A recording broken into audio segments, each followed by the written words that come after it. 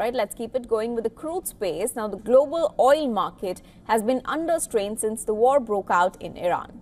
While some expected that the US crude will gain an impetus from this, the reality is turning out to be more complicated. Even as demand for alternative supplies surges, the US is struggling to fully capitalize on the opportunity. West Asia is central to global energy markets, home to 5 of the world's 7 largest oil reserves and accounting for nearly half of global oil supplies. It is also a major natural gas hub with around 18% of global output and close to 40% of proven reserves.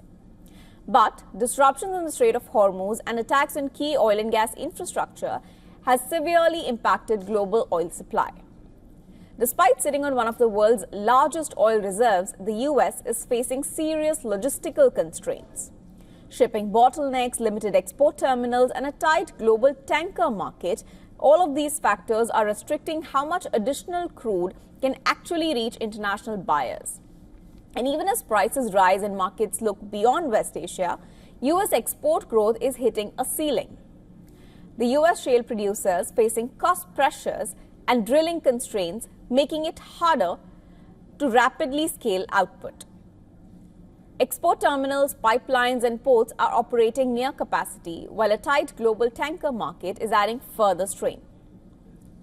The US has positioned itself as a global energy powerhouse with huge production capacity and the ability to export large volumes of crude. But analysts warn that the sustainable surge capacity is far more limited. The US can currently export around 9 million barrels of petroleum per day, making it one of the largest suppliers to global markets. But West Asia risks potentially removing 15 to 20 million barrels daily from supply. A significant gap remains, one that US production and exports alone cannot fully fill.